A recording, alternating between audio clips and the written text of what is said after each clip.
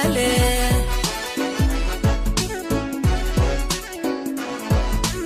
ki ohol yo qabo hadii lagu yiri badhol badan baa halka ku jira biyaha aniga iskale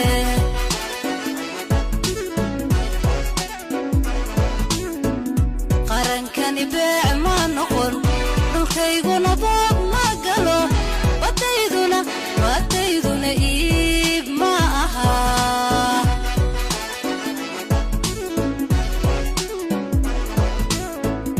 qarankani baa ma noqon dhulkayguna baa ma galo wadayduna iib ma aha